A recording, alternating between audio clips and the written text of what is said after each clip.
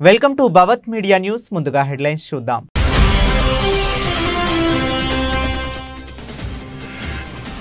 Mask కు serious warning ఇచ్చిన Trump. రిపబ్లికన్లకు వ్యతిరేకంగా మాస్క్ నిధులిస్తే తీవ్రంగా దండించాల్సి వస్తుందన్న ట్రంప్.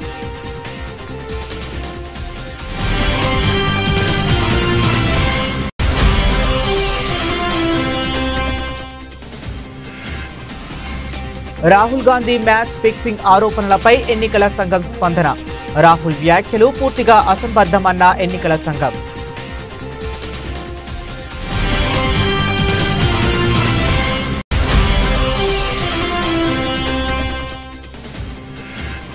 నక్సలైట్ల ఏరివేతతో పాల్గొన్న పోలీస్ అధికారులతో షా సమావేశం.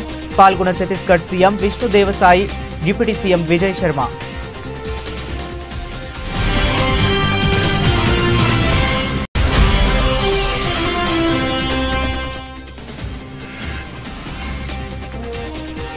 తెలంగాణ కేబినెట్లోకి 3 మంత్రులు. రాజ్భవన్లో ప్రమాణ స్వీకారం పూర్తి.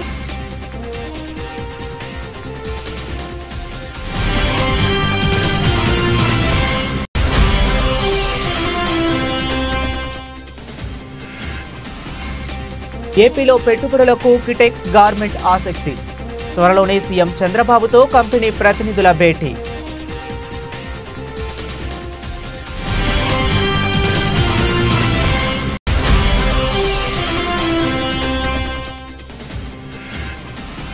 BRS MLA Maganti Gopinath కన్నుమూత.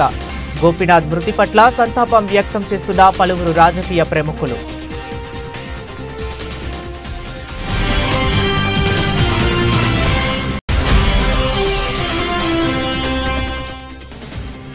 బ్రాహ్మణులకు కూటమి ప్రభుత్వం బలహీనులుగా చూస్తుందంటూ మాజీ ఎమ్మెల్యే మల్లాది విష్ణు ధ్వజం. అందుకు తర్కాణమే విజయవాడలో శాతవాహన కాలేజ్ కూల్చివేత అని స్పష్టీకరణ.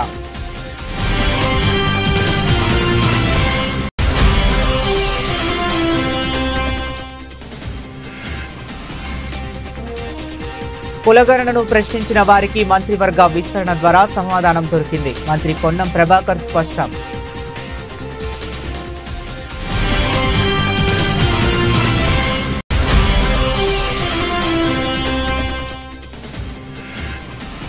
మాగంటి భౌతిక కాయానికి లోకేష్ దంపతుల నివాళి.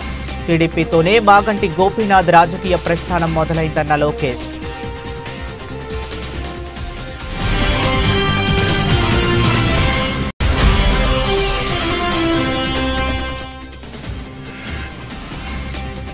టెస్ట్ల సిరీస్ కోసం ఇంగ్లాండ్ గడ్డ మీద అట్టుగు పెట్టిన టీమిండియా కుర్రాళ్లు. వేట మొదలుపెట్టిన టీమిండియా.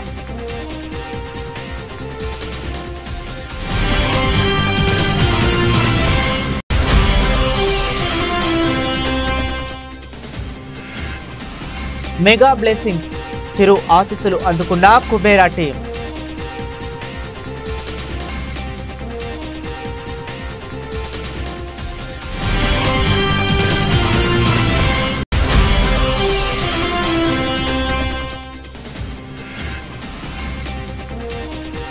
పసిడి ప్రియులకు గుడ్ న్యూస్. నిలకడగా బంగారం ధరలు.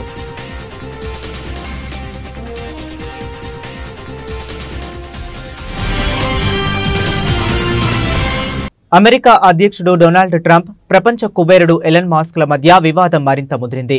కాంగ్రెస్ లో ప్రవేశపెట్టిన వివాదాస్పద వ్యయ బిల్లుకు అనుకూలంగా ఓటు వేసే రిపబ్లికన్లను శిక్షించేందుకు మాస్క్ ప్రయత్నిస్తే తీవ్ర పరిణామాలు ఎదుర్కోవాల్సి వస్తుందని ట్రంప్ హెచ్చరించారు. ట్రంప్ ప్రతిపాదించిన బిగ్ బ్యూటిఫుల్ బిల్ను మాస్క్ తీవ్రంగా విమర్శించడంతో ఈ వివాదం మొదలైంది. ఈ బిల్లుకు వ్యతిరేకంగా ఉన్న కొందరు చట్టసభ సభ్యులు బిల్లుకు మద్దతునిచ్చే రిపబ్లికన్లపై ప్రైమరీ ఎన్నికల్లో పోటీకి నిధులు సమకూర్చాలని గత ఏడాది అధ్యక్ష ఎన్నికల్లో రిపబ్లిక్ పార్టీకి మద్దతు ఇచ్చిన మాస్క్ను కోరారు. దీనిపై స్పందించిన ట్రంప్, అతను మాస్క్ అలా చేస్తే చాలా తీవ్రమైన పరిణామాలను ఎదుర్కోవాల్సి ఉంటుంది అని ఎస్బీసీ న్యూస్తో అన్నారు. మాస్క్ అగౌరవంగా ప్రవర్తించారని కూడా ట్రంప్ ఆరోపించారు. మాస్క్తో సంబంధాన్ని చక్కదిద్దుకోవాలనే కోరిక తనకు లేదని, అతనితో మాట్లాడే ఉద్దేశం కూడా లేదని ట్రంప్ స్పష్టం చేశారు. మహారాష్ట్ర అసెంబ్లీ ఎన్నికల్లో మ్యాచ్ ఫిక్సింగ్ జరిగిందంటూ కాంగ్రెస్ అగ్రనేత రాహుల్ గాంధీ చేసిన సంచలన ఆరోపణలను భారత ఎన్నికల సంఘం తీవ్రంగా ఖండించింది. ఈ ఆరోపణలు పూర్తిగా అసంబద్ధమైనవని నిరాధారమైనవని పేర్కొంటూ గట్టిగా బదులిచ్చింది. ఈ మేరకు గత ఏప్రిల్లో ఇచ్చిన వివరణాత్మక పత్రాన్ని మరోసారి విడుదల చేసింది. ఈ ఎన్నికల సంఘం రాహుల్ ఆరోపణలను తోసిపుచ్చింది. పోలింగ్ సమయంలో గానీ ఆ తరువాత జరిగిన పరిశీలనలో గానీ కాంగ్రెస్ సహా ఏ రాజకీయ పార్టీ ఏజెంట్ల నుంచి కూడా తీవ్రమైన ఫిర్యాదులు రాలేదని ఈసీ స్పష్టం చేసింది. ఓటర్ల జాబితా సవరణలపైన పెద్దగా అభ్యంతరాలు వ్యక్తం కాలేదని, 9.77 కోట్ల ఓటర్లకు గాను కేవలం నామమాత్రపు అప్పీళ్లే దాఖలయ్యాయని గుర్తు చేసింది. కాంగ్రెస్ పార్టీయే రాష్ట్ర వ్యాప్తంగా 27,000 మందికి పైగా బూత్ లెవెల్ ఏజెంట్లను నియమించిందని, వారెవరూ ఈ తరహా ఫిర్యాదులు చేయలేదని పేర్కొంది. ఛత్తీస్గఢ్లో నక్సలైట్ల ఏరివేత ఆపరేషన్లో చురుగ్గా వ్యవహరించిన పోలీస్ అధికారులతో కేంద్ర హోంమంత్రి అమిత్ షా న్యూఢిల్లీలో సమావేశమయ్యారు. Chhattisgarh CM Vishnudev Sai, deputy CM Vijay Sharma, హోంమంత్రిత్వ శాఖ సీనియర్ అధికారులు కూడా ఈ సమావేశంలో పాల్గొన్నారు. ఈ సందర్భంగా ఆపరేషన్లను విజయవంతంగా నిర్వహించిన పోలీస్ అధికారులను అభినందించినట్లు అమిత్ షా ఎక్స్ వేదికగా పోస్ట్ చేశారు. ఆపరేషన్లను విజయవంతం కావడంలో పాలు పంచుకున్న పోలీసులను కూడా తాను కలుసుకోవాలనుకుంటున్నానని, త్వరలో ఛత్తీస్గఢ్లో పర్యటిస్తానని చెప్పారు.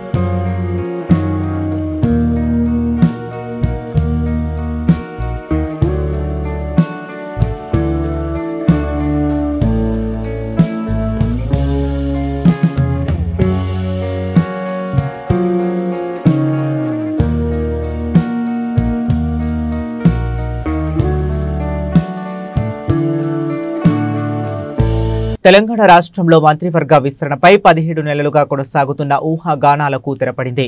కాంగ్రెస్ హైకమాండ్ గ్రీన్ సిగ్నల్ ఇవ్వడంతో కొత్తగా 3 మంత్రులు ప్రమాణ స్వీకారం చేశారు.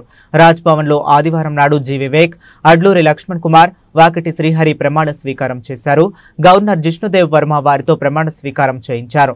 ప్రస్తుత మంత్రివర్గంలో సీఎం రేవంత్ రెడ్డితో పాటు 12 మంది మంత్రులుగా కొనసాగుతున్నారు. మరో 6 స్థానాలు ఖాళీగా ఉన్నాయి. వీటిలో ఇవాళ 3 భర్తీ చేశారు. మార్పు చేర్పులతో 5 బెర్తులు పూరించాలని తొలుత భావించిన సామాజిక వర్గ సమీకరణాల నేపథ్యంలో ఇప్పుడు 3 పేర్లకు ఆమోదం లభించినట్లు తెలిసింది.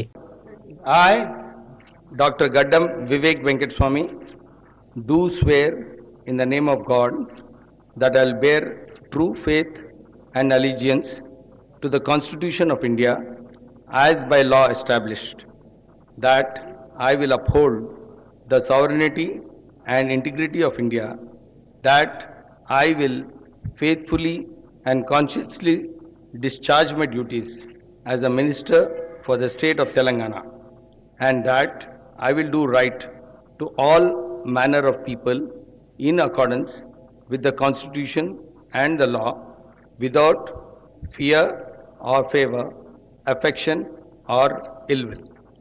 I, Gaddam Vivek Venkateswamy, do swear in the name of God that I will not directly or indirectly communicate or reveal to any person or persons any matter which shall be brought under my consideration or shall become known to me as Minister for the state of Telangana, except as may be required for the due discharge of my duties as such Minister. అనే నేను అడ్లూరి లక్ష్మణ్ కుమార్ అనే నేను శాసనం ద్వారా నిర్మితమైన భారత రాజ్యాంగం పట్ల నిజమైన విశ్వాసం విధేయత చూపుతానని, భారతదేశ సార్వభౌమాధికారాన్ని సమగ్రతను కాపాడుతానని, తెలంగాణ రాష్ట్ర మంత్రిగా నా కర్తవ్యాన్ని శ్రద్ధతో అంతఃకృత శుద్ధితో నిర్వర్తిస్తానని, భయం కానీ పక్షపాతం కానీ రాగద్వేషాలు కానీ లేకుండా రాజ్యాంగాన్ని శాసనాలను అనుసరించి ప్రజలందరికీ న్యాయం చేకూరుస్తానని దైవ సాక్షిగా ప్రమాణం చేస్తున్నాను. అనే నేను అడ్డూరి లక్ష్మణ్ కుమార్ అనే నేను తెలంగాణ రాష్ట్ర మంత్రిగా నా పరిశీలనకు వచ్చినా లేదా నాకు తెలియవచ్చినా ఏ విషయాన్ని కర్తవ్యాలను సక్రమంగా నిర్వహిస్తానని, అవసరమైన మేరకు తప్ప ప్రత్యక్షం కానీ పరోక్షం కానీ ఏ వ్యక్తికి లేదా వ్యక్తులకు తెలియపరచనని లేదా వెల్లడించనని దైవ సాక్షిగా ప్రమాణం చేస్తున్నాను. నేను వాకిటి శ్రీహరి అనే నేను శాసనం ద్వారా నిర్మితమైన భారత రాజ్యాంగం పట్ల నిజమైన విశ్వాసం విధేయతను చూపుతానని, భారతదేశ సార్వభౌమాధికారాన్ని సమగ్రతను కాపాడుతానని, తెలంగాణ రాష్ట్ర మంత్రిగా నా కర్తవ్యాలని శ్రద్ధతో అంతఃకరణ శుద్ధితో నిర్వహిస్తానని, భయం గాని పక్షపాతం గాని రాగద్వేషాలు గాని లేకుండా రాజ్యాంగాన్ని శాసనాలను అనుసరించి ప్రజలందరికీ న్యాయం చేకూరుస్తానని దైవ సాక్షిగా మనస్ఫూర్తిగా ప్రమాణం చేస్తున్నాను అని నేను వాకిటి శ్రీహరి అని నేను తెలంగాణ రాష్ట్ర మంత్రిగా నా పరిశీలనకు వచ్చిన లేదా నాకు తెలియవచ్చిన ఏ విషయాన్ని నా కర్తవ్యాలను సక్రమంగా నిర్వహించేందుకు అవసరమైన మేరకు తప్ప ప్రత్యక్షంగా గాని పరోక్షంగా గాని ఏ వ్యక్తికి లేదా వ్యక్తులకు తెలియపరచనని లేదా వెల్లడించనని దైవ సాక్షిగా పవిత్ర హృదయంతో ప్రమాణం చేస్తున్నాను. టెక్స్టైల్స్ రంగంలో ప్రపంచ శ్రేణి దిగ్గజ కంపెనీ కిటెక్స్ గార్మెంట్స్ ఏపీలో పెట్టుబడులు పెట్టడానికి ఆసక్తి చూపుతున్నట్లు రాష్ట్ర చేనేత జౌళి శాఖ మంత్రి ఎస్ సవిత తెలిపారు. త్వరలోనే సీఎం చంద్రబాబుతో కంపెనీ యాజమాన్యం భేటీ కానుందని వెల్లడించారు. కేరళలోని కొచ్చిలో ఉన్న కిటెక్స్ గార్మెంట్ ప్రధాన కార్యాలయాన్ని మంత్రి సవిత శనివారం సందర్శించారు. అక్కడ తయారవుతున్న దుస్తులను పరిశీలించి ఉద్యోగులతోనూ మాట్లాడారు. అనంతరం నిర్వహించిన విలేకరుల సమావేశంలో కిటెక్ గార్మెంట్స్ చైర్మన్ సాబు జాకబ్తో కలిసి మంత్రి సవిత మాట్లాడారు. సీఎం చంద్రబాబు నాయుడు అధికారంలోకి వచ్చిన తర్వాత ఆంధ్రప్రదేశ్ పెట్టుబడులకు స్వర్గంగా మారిందన్నారు. This becoming Andhra is a becoming young state. I am heartily inviting all investors. KTEX company, Chandrababu Naidu sir, you go and meet personally. They invite. Since morning onwards, we are really nice meeting has done. We are very happy. Next further discussions will go on. Chandrababu Naidu sir will take and I think. KTEX will take good decision to invest in Andhra. You know, this Chandrababu Naidu has become a CM within 10 months. Within 10 months, all investors, throughout worldwide investors are coming in Andhra.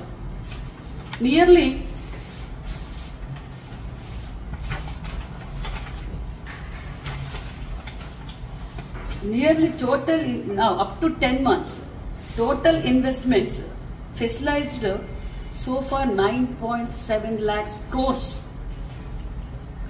Already industries came to Andhra Pradesh. We are giving in 10 months 9.7 lakhs crores. That is brand ambassador CBN Saravali. That credits goes to only Chandrababu Naidu Saravali. Our young and dynamic leader Lokesh Babu also, particularly industries, textiles, he is going to other countries and he is inviting already so many companies came here. And we are providing in these facilities in 10 months 5.7 lakhs employment we are giving. Andhra Pradesh is suitable for invest. Already we have land also procured. We give plug and play system also. Please come all investors to BRS senior నేత జూబ్లీహిల్స్ శాసనసభ్యుడు మాగంటి గోపీనాథ్ కన్నుమూశారు. కొంతకాలంగా అనారోగ్యంతో బాధపడుతున్న ఆయన హైదరాబాద్లోని Gachibowli AIG ఆసుపత్రిలో చికిత్స పొందుతూ ఈ ఉదయం 5:45 తుది శ్వాస విడిచినట్లు వైద్యులు తెలిపారు. ఈ నెల 5వ తేదీన గోపీనాథ్ గుండెపోటుకు గురయ్యారు. కుటుంబ సభ్యులు వెంటనే ఆయనను గచ్చిబౌలిలోని ఏఐజీ ఆసుపత్రికి తరలించారు. పరీక్షించిన వైద్యులు ఆయనకు కార్డియాక్ అరెస్టు అయినట్లు గుర్తించి సిపిఆర్ నిర్వహించారు. అనంతరం ఆయన గుండె తిరిగి కొట్టుకోవటం ప్రారంభించి నాడి రక్తపోటు సాధారణ స్థాయికి చేరడంతో ఐసీయూలో వెంటిలేటర్పై ఉంచి చికిత్స అందించారు. కాగా గోపీనాథ్ కొంతకాలంగా కిడ్నీ సంబంధిత సమస్యలతో ఇబ్బంది పడుతున్నారని తెలిసింది. ఈ క్రమంలోనే 3 నెలల క్రితం కూడా ఆయన ఏఐజీ ఆసుపత్రిలో చేరి డయాలసిస్ చేయించుకున్నట్లు సమాచారం. తాజాగా గుండెపోటు రావడంతో పరిస్థితి విషమించి కన్నుమూశారు. మాగంటి గోపీనాథ్ మృతి పట్ల పలువురు రాజకీయ ప్రముఖులు సంతాపం వ్యక్తం చేస్తున్నారు. జూబ్లీహిల్స్ ఎమ్మెల్యే మాగంటి గోపీనాథ్ మృతి పట్ల ముఖ్యమంత్రి రేవంత్ రెడ్డి తీవ్ర దిగ్భ్రాంతి వ్యక్తం చేశారు. ఆయన మరణం పట్ల సంతాపం ప్రకటించారు. ఆయన ఆత్మకు శాంతి చేకూరాలని ప్రార్థిస్తూ మాగంటి కుటుంబ సభ్యులకు సీఎం రేవంత్ రెడ్డి తన ప్రగాఢ సానుభూతి తెలిపారు. జూబ్లీహిల్స్ బీఆర్ఎస్ ఎమ్మెల్యే మాగంటి గోపీనాథ్ భౌతిక కాయం వద్ద బీఆర్ఎస్ అధినేత మాజీ ముఖ్యమంత్రి కేసీఆర్ పుష్పగుచ్చం ఉంచి నివాళి అర్పించారు. మాగంటి మృతదేహాన్ని చూసి భావోద్వేగానికి గురైన కేసీఆర్ అనంతరం మాగంటి గోపీనాథ్ కుటుంబ సభ్యులను పరామర్శించి ధైర్యం చెప్పారు. అండగా ఉంటామని భరోసా ఇచ్చారు. అలాగే బీఆర్ఎస్ వర్కింగ్ ప్రెసిడెంట్ కేటీఆర్ నివాళులు అర్పించారు. కుమారుడు హిమాంశు రావుతో కలిసి మాధాపూర్లోని ఆయన నివాసానికి చేరుకున్న కేటీఆర్ గోపీనాథ్ భౌతిక కాయానికి పుష్పాంజలి ఘటించారు. ఆయన కుటుంబ సభ్యులను ఓదార్చారు. గోపీనాథ్ పార్థివ దేహానికి బీఆర్ఎస్ ప్రజాప్రతినిధులు Harish Rao, MP Vaddiraju Ravichandra, Puvvada Ajay, Khairatabad MLA Danam Nagender, MLC పట్నం మహేందర్ రెడ్డి, పలువురు నాయకులు నివాళులు అర్పించారు. హైదరాబాద్ జిల్లా బీఆర్ఎస్ పార్టీ అధ్యక్షులు, సీనియర్ శాసనసభ్యులు, జూబ్లీహిల్స్ నియోజకవర్గం నుండి వరుసగా 3 సార్లు శాసనసభ్యుడిగా గెలుపొందడమే కాకుండా హైదరాబాద్ నగర అభివృద్ధిలో ఒక ప్రముఖ పాత్ర పోషించిన మృదు స్వభావి మా సోదరుడు శ్రీ మాగంటి గోపీనాథ్ గారు గత కొద్ది కాలంగా అస్వస్థతగా ఉన్న విషయం మీ అందరికీ కూడా తెలిసిందే. ఇవాళ ఉదయం వారు హాస్పిటల్లో మరి మృతి చెందిన విషయం కూడా మాకు ఉదయమే డాక్టర్ల ద్వారా తెలిసింది. నిజంగా ఇది బీఆర్ఎస్ పార్టీకి, అదేవిధంగా హైదరాబాద్ నగరంలో అభివృద్ధిని, అదేవిధంగా హైదరాబాద్ నగరంలో ఇక్కడ ఉన్న అందరితో కలివిడిగా ఉండే ఒక నాయకుడిని కోల్పోవడం అనేది మా అందరికీ కూడా తీవ్రమైన ఆవేదనని, తీవ్రమైన బాధని కలిగిస్తున్న సందర్భం.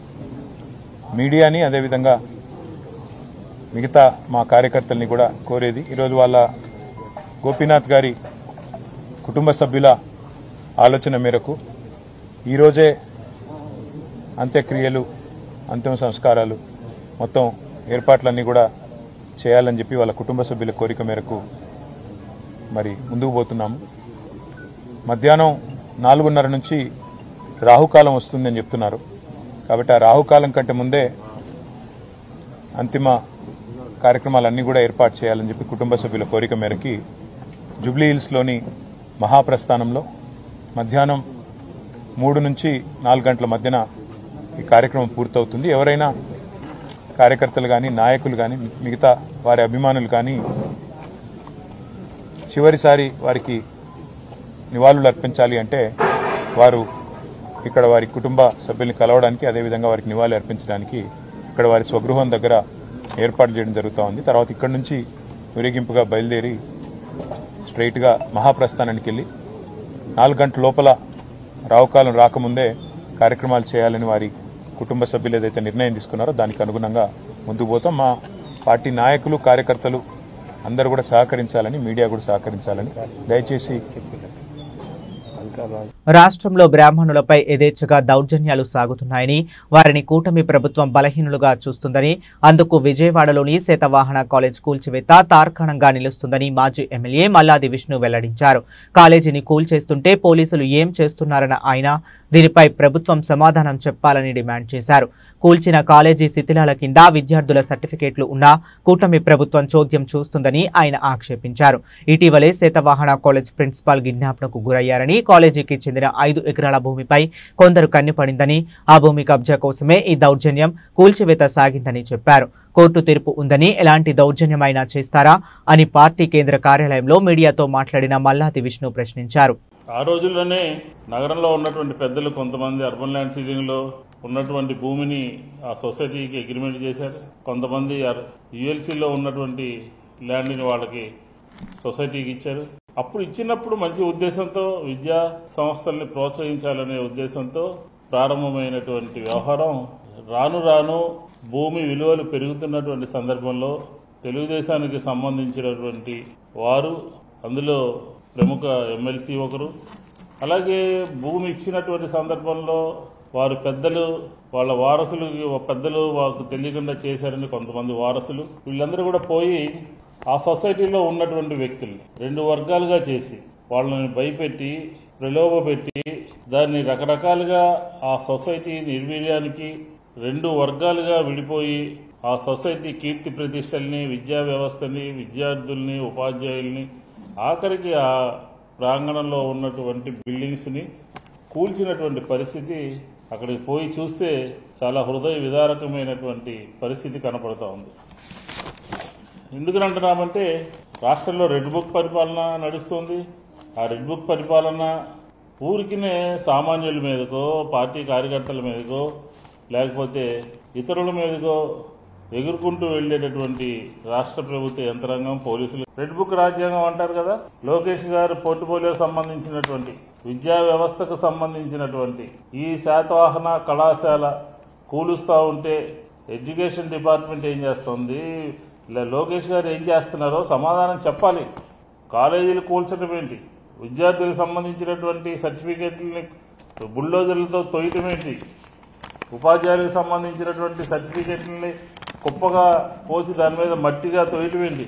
ఇది ఊరికి సామాన్యుల మీదకి వెళ్ళి హడావుడి చేయటమా? ఈ భూదందాకు సంబంధించినటువంటి ఈ నగరంలో దీనికి సంబంధించినటువంటి దాన్ని అదుపు చేయలేనటువంటి పరిస్థితిలో, కళ్ళప్పుకిచ్చి చూస్తున్నటువంటి పరిస్థితుల్లో ప్రభుత్వం ఉందా అని చెప్పని నేను అడుగుతా ఉన్నాను.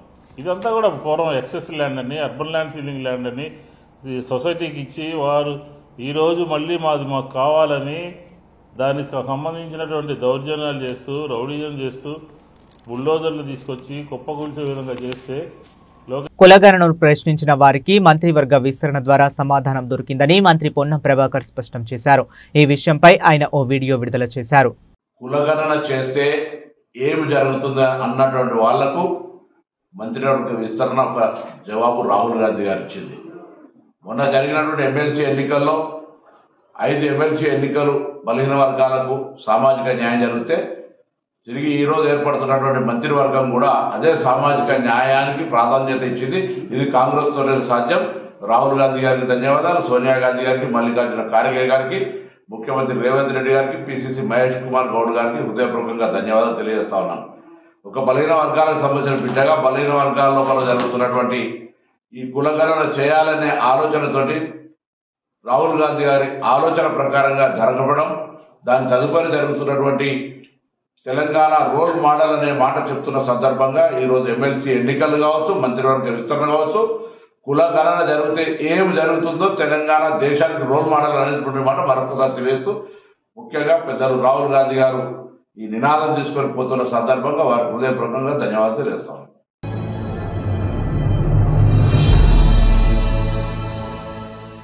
జూబ్లీహిల్స్ ఎమ్మెల్యే మాగంటి గోపీనాథ్ నివాసానికి వచ్చిన ఏపీ విద్యా ఐటీ శాఖల మంత్రులు నారా లోకేష్, ఆయన సతీమణి బ్రాహ్మిణి మాగంటి భౌతిక కాయానికి నివాళులు అర్పించారు. అనంతరం లోకేష్ మాట్లాడుతూ ఎమ్మెల్యే మాగంటి గోపీనాథ్ మృతి దిగ్భ్రాంతికి గురి చేసిందని, గుండెపోటుతో ఆసుపత్రిలో చికిత్స పొందుతూ ఆయన అకాల మరణం పొందడం బాధాకరమని అన్నారు. తెలుగుదేశం పార్టీతోనే మాగంటి గోపీనాథ్ రాజకీయ ప్రస్థానం మొదలైందన్నారు.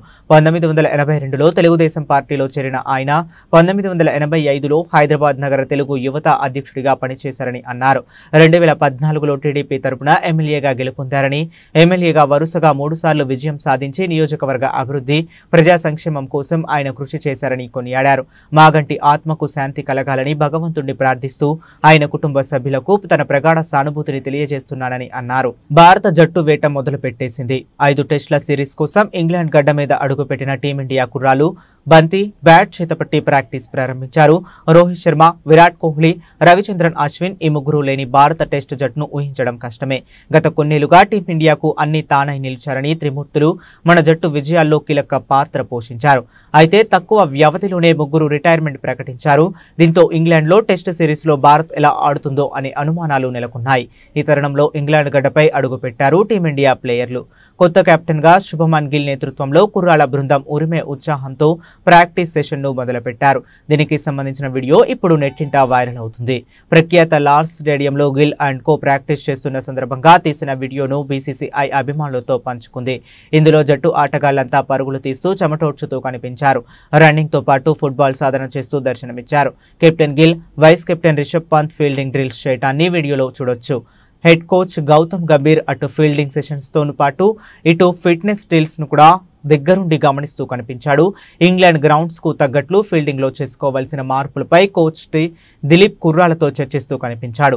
అటు రేసు గుర్రం జస్ప్రీత్ బుమ్రా బౌలింగ్ కోచ్ మెర్నీ మోర్కెల్తో మాట్లాడుతూ దర్శనమిచ్చాడు. ఇంగ్లాండ్ జట్టు బెండు తీసేందుకు లండన్లో ల్యాండ్ అయిన భారత బృందం ఇలా జోరుగా ప్రాక్టీస్ చేస్తూ తమ వేటాడేందుకు సిద్ధమని చెప్పకనే చెప్పుకొచ్చారు. శేఖర్ కమ్ముల దర్శకత్వంలో తమిళ నటుడు ధనుష్, టాలీవుడ్ నటుడు నాగార్జున, రష్మిక మదన్న ప్రధాన పాత్రల్లో నటిస్తున్న పాన్ ఇండియా చిత్రం కుబేరా తెలుగు, తమిళ, హిందీ, కన్నడ, మలయాళ భాషల్లో మల్టీ లాంగ్వేజ్ ఫిలింగా ప్రాజెక్టుగా తెరకెక్కుతున్న ఈ సినిమాను Sri Venkateswara cinemas LLP, Amigos creations private limited బ్యానర్లపై సునీల్ లారంగ్, పుస్కూర్ రామ్మోహన్ రావు నిర్మిస్తున్నారు.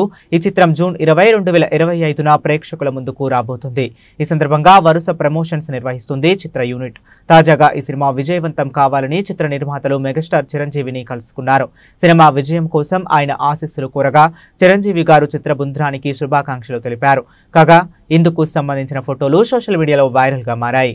అంతర్జాతీయ మార్కెట్లో బంగారం ధర భారీగా పడిపోయింది. ఆ ప్రభావంతో ఇండియాలో కూడా బంగారం ధరలు భారీగా తగ్గాయి. గత కొన్ని రోజుల నుంచి పెరుగుతూ వెళ్తున్న బంగారం ధరలు శనివారం తగ్గాయి. గత నెల మొదట్లో ₹1,00,000 దగ్గర ట్రేడ్ అయిన స్వచ్ఛమైన బంగారం ఇప్పుడు 97,000 దగ్గర ట్రేడ్ అవుతుంది. బంగారం కొనాలనుకునే వారికి ఇదే మంచి సమయం. భవిష్యత్తులో మళ్లీ ధరలు ఆకాశాన్ని అంటే అవకాశం ఉంది. నిన్న హైదరాబాద్ నగరంలో 10 గ్రాముల 22 క్యారెట్ల బంగారం ధర ₹89,800 దగ్గర, 10 గ్రాముల 24 క్యారెట్ల బంగారం ధర ₹97,970 దగ్గర, 10 గ్రాముల 18 క్యారెట్ల బంగారం ధర ₹73,480 దగ్గర ట్రేడ్ అయింది. ఈరోజు బంగారం ధరలు నిలకడగా ఉన్నాయి, పెరుగులేదు, తగ్గలేదు. 10 గ్రాముల 24 క్యారెట్ల బంగారం ధర ₹97,970 దగ్గర, 10 గ్రాముల 22 క్యారెట్ల బంగారం ధర ₹89,800 దగ్గర, 10 గ్రాముల 18 క్యారెట్ల బంగారం ధర ₹73,480 దగ్గర ట్రేడ్ అయింది. కొద్ది రోజుల నుంచి వెండి ధరలు స్థిరంగా పెరుగుతూ వెళుతున్నాయి. బంగారం ధరలతో సంబంధం లేకుండా వెండి ధరలు దూసుకెళ్తున్నాయి. నిన్న హైదరాబాద్ నగరంలో 100 గ్రాముల వెండి ధర 10,700 దగ్గర ట్రేడ్ అయింది. కేజీ వెండి ధర 1,70,000 దగ్గర ట్రేడ్ అయింది. బంగారం లాగే ఈ రోజు వెండి ధరలు స్థిరంగా ఉన్నాయి, పెరగలేదు, తగ్గలేదు. 100 గ్రాముల వెండి ధర నేడు 10,700 దగ్గర ట్రేడ్ అవుతుంది. కేజీ వెండి ధర 1,07,000 దగ్గర ట్రేడ్ అవుతుంది. బులెటిన్ ముగించే ముందు మరొకసారి హెడ్లైన్స్ చూద్దాం.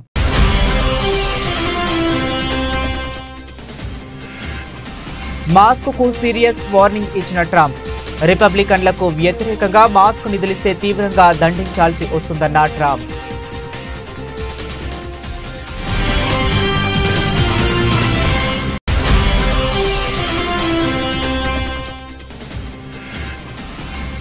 రాహుల్ గాంధీ మ్యాచ్ ఫిక్సింగ్ ఆరోపణలపై ఎన్నికల సంఘం స్పందన. రాహుల్ వ్యాఖ్యలు పూర్తిగా అసంబద్ధమన్న ఎన్నికల సంఘం.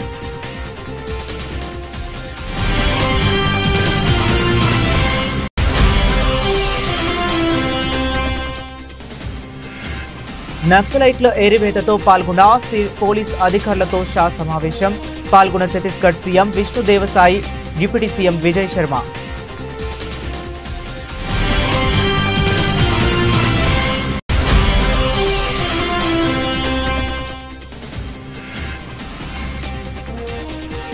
తెలంగాణ కేబినెట్లోకి 3 మంత్రులు. రాజ్భవన్లో ప్రమాణ స్వీకారం పూర్తి.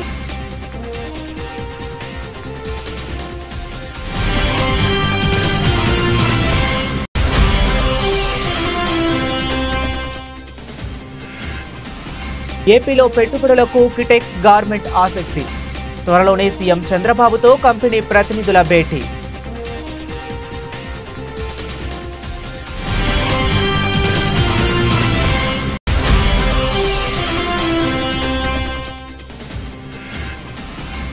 బీఆర్ఎస్ ఎమ్మెల్యే మాగంటి గోపీనాథ్ కన్నుమూత. గోపీనాథ్ మృతి పట్ల సంతాపం వ్యక్తం చేస్తున్న పలువురు రాజకీయ ప్రముఖులు.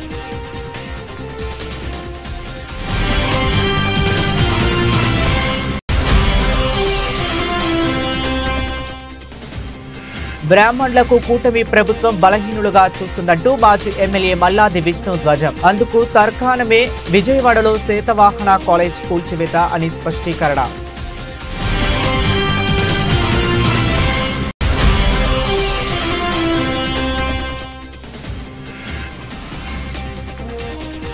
కులగణనను ప్రశ్నించిన వారికి మంత్రివర్గ విస్తరణ ద్వారా సమాధానం దొరికింది. మంత్రి పొన్నం ప్రభాకర్ స్పష్టం.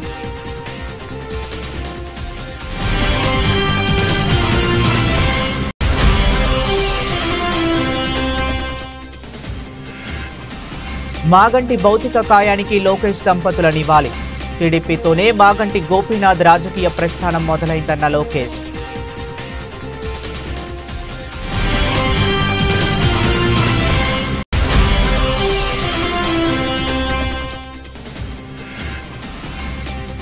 టెస్ట్ల సిరీస్ కోసం ఇంగ్లాండ్ గడ్డ మీద అట్టుగు పెట్టిన టీమిండియా కుర్రాళ్లు. వేట మొదలుపెట్టిన టీమిండియా.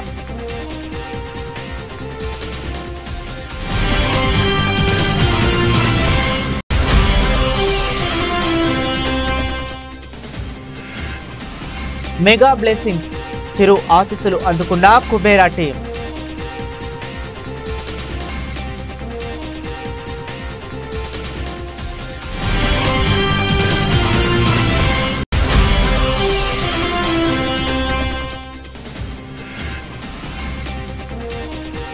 పసిడి ప్రియులకు గుడ్ న్యూస్, నిలకడగా బంగారం ధరలు.